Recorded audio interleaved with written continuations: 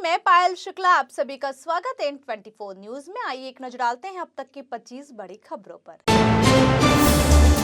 महाराष्ट्र की फडणवीस सरकार ने 33,788 करोड़ रुपए की अनुपूरक मांगे आज की पेश, जिसमें मुख्यमंत्री लाडली बहन योजना के लिए 1400 करोड़ रुपए का है प्रावधान। मंत्री उदय सामंत ने ये अनुपूरक मांगे की पेश, जो सरकार द्वारा बजटीय आवंटन के लिए मांगी गई अतिरिक्त धनराशि है। महाराष्ट्र में कैबिनेट का हुआ विस्तार, जिसमें नई 39 मंत्रियों ने रविवार को ली शपथ। कैबिनेट में जगह न मिलने पर एनसीपी नेता छगन भुजबल का छलका दर्द, कहा कि मुझे मंत्री पद मिले या न मिले, इससे छगन भुजबल नहीं हुआ है खत्म। महाराष्ट्र में देवेंद्र फडणवीस की अगुवाई में बनी महायुति सरकार में मुस्लिम चेहरे के तौर पर हसन मुश्रीफ को दी गई जगह। हसन मुश्रीफ है एनसीपी के दिग्गज नेता और मराठी मुस्लिम। कोल्हापुर जिले के कागल विधानसभा सीट से हसन मुश्रीफ छठी बार बने हैं विधायक।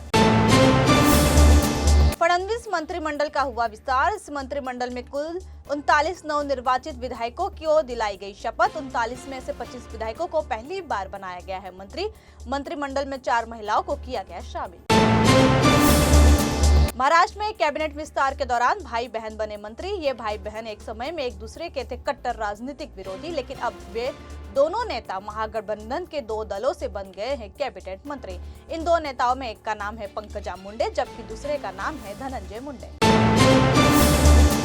महाराष्ट्र विधानसभा चुनाव में करारी हार के बाद उद्धव ठाकरे के नेतृत्व वाली शिवसेना अपने मूल हिंदुत्व एजेंडे पर लौटने का दे रही है संकेत। पार्टी ने पड़ोसी देश बांग्लादेश में हिंदुओं पर हो रहे अत्याचारों के लिए केंद्र पर किया था कड़ा प्रहार।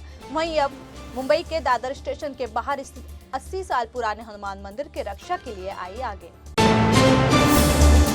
महाराष्ट्र विधान भवन की सीढ़ियों पर विपक्ष के नेताओं ने सोमवार को किया प्रदर्शन। उन्होंने चुनाव में ईवीएम के इस्तेमाल पर भी लगाए नारे। यह विरोध प्रदर्शन नागपुर में विधानमंडल के शीतकालीन सत्र के उद्घाटन के दिन किया गया था आयोजित। राज्य विधान परिषद में विपक्ष के नेता अंबादास दानवे इस प्रदर्शन का किया नेतृत्व। नागपुर में विधानमंडल के शीतकालीन सत्र के दौरान विपक्षी पार्टियों के नेताओं ने ईवीएम हटाओ देश बचाओ, ईवीएम हटाओ संविधान बचाओ और ईवीएम हटाओ लोकतंत्र बचाओ के लगाए नारे। इस दौरान माविया के कई दिग्गज नेता रहे मौजूद। उत्तर प्रदेश सरकार के शीतकालीन सत्र की आज से शुरुआत। 5 दिन के इस सत्र में 9 विधेयक किए जाएंगे पास। महाकुंभ से सेंट्रिक अनुपूरक बजट होगा पास। संभल बहराइच समेत कई मुद्दों पर विपक्ष योगी सरकार को घेरने की करेगा कोशिश। यूपी में विधानसभा सत्र शुरू होने से पहले सीएम योगी आदित्यनाथ ने मीडिया को किया संबोधित। कहा, सदन में सभी पक्षों से है सकारात्मक चर्चा की उम्मीद। हमारी सरकार चर्चा के लिए है तैयार। उन्होंने कहा, जिन मुद्दों पर करना चाहते हैं चर्चा, सदन में आए। तैयारी के साथ सदन में अनुपूरक बजट भी किया जाएगा पेश। यूपी चल रहा है विकास की राह पर, जनता से जुड़े मुद्दों पर जरूरी है चर्चा। यूपी के संभल में मुस्लिम बहुल इलाके में 46 साल पुराने शिव मंदिर का पता चलने के बाद मुख्यमंत्री योगी आदित्यनाथ ने कहा, संभल में ही भगवान विष्णु का होगा 10वां अवतार। संभल में भड़काऊ तकरीरों से हुआ माहौल खराब। कोर्ट के आदेश पर संभल में हो रहा था सर्वे। यहाँ का एक भी पत्थरबाज नहीं बचेगा। प्रियंका गांधी फिलिस्तीन लिखा बैग लेकर पहुंची संसद। प्रियंका गांधी के फिलिस्तीन वाले बैग पर भाजपा ने कसा तंज। कहा, कांग्रेस का फिर दिखाई दिया फिलिस्तीन प्रेम। केंद्रीय मंत्री एसपी सिंह बघेल ने प्रियंका गांधी पर साधा निशाना। कहा, मुस्लिम वोट के तुष्टीकरण के लिए फिलिस्तीन का बैग लेकर आई प्रियंका। मशहूर तबला वादक जाकिर हुसैन का निधन। 73 साल की उम्र में लिया अंतिम सांस। अमेरिका के सैन फ्रांसिस्को में हुआ जाकिर हुसैन का निधन। जाकिर हुसैन के परिवार ने निधन की पुष्टि की। अमेरिका के अस्पताल में चल रहा था इलाज। 1988 में पद्मश्री, साल 2002 में पद्म भूषण और साल 2023 में मिला था पद्म विभूषण सम्मान। शंभू और खनौली बॉर्डर पर चल रहे किसान आंदोलन के समर्थन में आज किसान संगठनों ने पंजाब को छोड़कर देश के बाकी राज्यों में ट्रैक्टर मार्च निकालने का किया आह्वान। किसानों के ट्रैक्टर मार्च को देखते हुए हरियाणा पंजाब में सुरक्षा व्यवस्था कर दी गई है चाक चौबंद। यूपी के संभल में 48 साल बाद खुले मंदिर के पास स्थित कुएं की खुदाई के दौरान एक के बाद एक निकली 3 मूर्ति।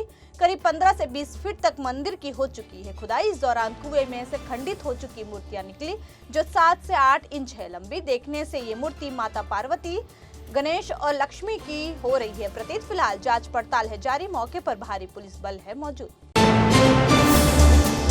मध्य प्रदेश के छतरपुर से चौंकाने वाला मामला आया सामने। शादी की पहली रात ही पति को चकमा देकर फरार हुई दुल्हन। पति को दूध में नशे की दवाई देकर 12 लाख रुपए के जेवरात लेकर घर से भागी दुल्हन। दूल्हे का मोबाइल भी साथ ले गई दुल्हन। दिल्ली की मुख्यमंत्री आतिशी ने बीजेपी पर जमकर साधा निशाना। कहा, बीजेपी दिल्ली में झुग्गी झोपड़ियों वालों के खिलाफ रच रही है षड्यंत्र। पिछले कुछ दिनों से बीजेपी के नेता झुग्गी झोपड़ी में रहने वालों के पास जाकर बैठ रहे। उन्होंने कहा, बीजेपी के नेता कर रहे दिखावा। झुग्गी वालों को बीजेपी की सच्चाई को जानना बहुत है जरूरी। दिल्ली एनसीआर में शीतलहर के बीच प्रदूषण के स्तर में देखने को मिली बढ़ोतरी। सरकार की तरफ से ग्रेड 3 की बंदिशें फिर से की गई लागू। इसके साथ ही क्लास 5 तक की स्कूलों को हाइब्रिड मोड में चलाए जाएंगे। एयर पॉल्यूशन के बढ़ने के बाद ग्रेड की जाती है लागू। प्रधानमंत्री संग्रहालय एवं पुस्तकालय यानी PMML सोसाइटी के सदस्य रिजवान कादरी ने राहुल गांधी को लिखा एक पत्र, जिसमें उन्होंने जवाहरलाल नेहरू से जुड़े ऐतिहासिक दस्तावेजों के 51 डिब्बे लौटाने की अपील की। संसद में बीजेपी की तरफ से उठाया गया यह मुद्दा। भारतीय जनता पार्टी के सांसद संबित पात्रा ने सोमवार को लोकसभा में जवाहरलाल नेहरू से जुड़े ऐतिहासिक दस्तावेजों के मुद्दे को उठाया। उन्होंने कहा, संस्कृति मंत्रालय इस मुद्दे की जांच कर देश के प्रथम प्रधानमंत्री के पत्रों को लाए वापस। ये सभी दस्तावेज हमारे राष्ट्र को है समर्पित।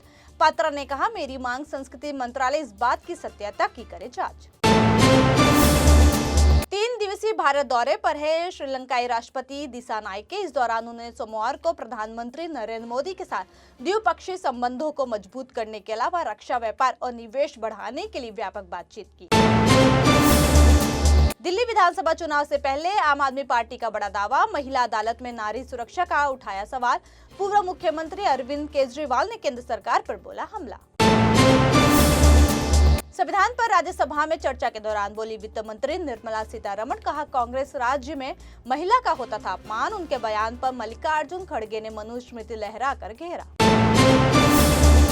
अल्लू अर्जुन और रश्मिका मंदाना स्टारर फिल्म पुष्पा 2 ने बॉक्स ऑफिस पर मचा रखा है गदर। फिल्म कमाई के मामले में लगातार तोड़ रही है कई रिकॉर्ड्स।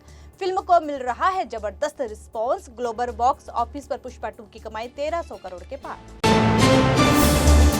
यूपी के संभल जिले में पिछले 3 महीनों में बिजली चोरी के मामले में पुलिस ने 1250 FIR किए हैं दर्ज। इसके तहत अब तक बिजली चोरी के मामले में 5 करोड़ 20 लाख रुपए का लगाया गया है जुर्माना। संभल में पिछले 2 दिनों में ही दर्ज की गई है 90 FIR, जिनमें से 4 मस्जिद और 1 मदरसे से पकड़ी गई है बिजली चोरी।